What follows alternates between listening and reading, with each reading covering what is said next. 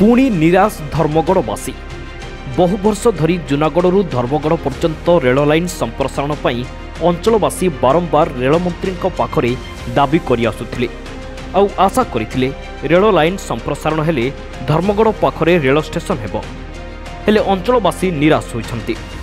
एहाकु नै अंचलवासी मध्यरे तीव्र असंतोष प्रकाश पाइछि। तेबे जूनागढ़ रोडरू नवरंगपुर पर्यंत रेल लाइन संप्रसारण हेबो बोली रेलमंत्री घोषणा कला परे जिल्लारे खुशीर लहरी खेली जाइतिला। किंतु एही लाइन धर्मगढ़ पर्यंत संप्रसारित हेउनथिबारु एहा अंचलवासी बहुत दिन आशा धूलिसात होइछि।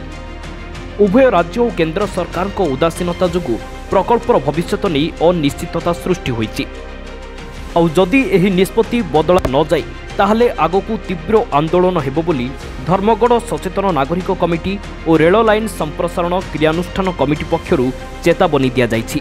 बलभद्र माझी आज्ञा क्रिया खाइथिले धर्मगढ़ हेकर जीवा बोलथिले बाकी दुर्भाग्यर कथा इन डबल इंजिन सरकार अच्छे मोहन सरकार है मोदी सरकार हेई करी भी आज धर्मगढ़ अंचल लोग निराश होचन। से आमर दाबी रोचे धर्मगढ़ हेकर सर्वे करन आउ ई अंचल बासी ऊपर को आम दाबी रोचे ना आगामी दिन रे ये अंचल को जवाब देवे भोट माध्यम जवाब देवे और आंदोलन जेल भर आंदोलन भी हवा से सरकार दायी रही। धर्मगढ़ भाया देखिए जीवा लगे आम विगत दिन में रेल मंत्री के रेल विभाग के बारंबार अनुरोध करूँ आम सांसद मान के विधायक मान के अनुरोध करूँ।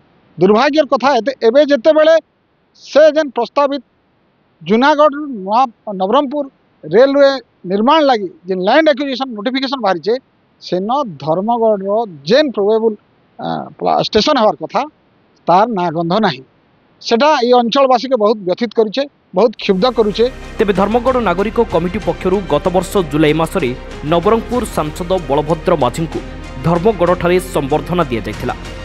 एही सभारे जूनागढ़ ठारू नवरंगपुर रेल लाइन संप्रसारण रे धर्मगढ़ रे रेल स्टेशन करा जिबाकू दाबी करा जायथिला। प्रस्तावित धर्मगढ़ रेल स्टेशन धर्मगढ़ सहर ठारू 7 किलोमीटर मध्यरे करिबाकू उपस्थित जनसाधारण सांसद को अनुरोध करथिले। रेल स्टेशन निश्चित हेबो बोली प्रतिश्रुति देथिले हेले एबे सांसदों कथा पानी रे गार पड़ी जाइछि। गत किछि मास तळे हम गुटे आंदोलन करथिलु रेल लाइन पाई आउ प्रतिश्रुति मिला हमर नवरंगपुर एमपी बलभद्र माझी आउ हमर कलाहांडी एमपी मालविका देव आमर स्थानीय विधायक सुधीर पाटजोशी एमाने आमके निर्भर प्रतिश्रुति देले जे निश्चित रूप से धर्मगढ़ के रेल लाइन एवं धर्मगढ़ रोड हेबा रेल विभाग किंतु एबे जहाँ आम खबर पाऊँ शुणवा मिलूँ जे धर्मगढ़ के वंचित करा जाउछि आ जमी अधिग्रहण जितकी आगु थिला सेटा के करूचन नौचन बोलिक आम जानवा पाऊँ। किंतु आगामी दिन में जदि सरकार आमर कथा विचार नहीं करबे भारत सरकार बेले भयावह आंदोलन हेबा रेल रोको भी हेबा। जूनागढ़ ठारू नवरंगपुर रेल लाइन संप्रसारण पई वर्तमान जमी अधिग्रहण कार्य आरंभ होइछि।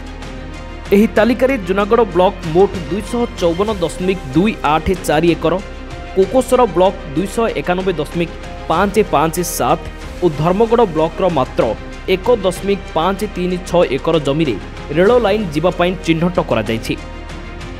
धर्मगढ़ ब्लॉक केवल गोटे बिरामाल रे जमी अधिग्रहण हेबो बोली रेलवे एक चिठी रे उल्लेख करा जायछि। कलाहांडी जिल्लारू लक्ष्मीरंजन बाग, दिनांक टीवी।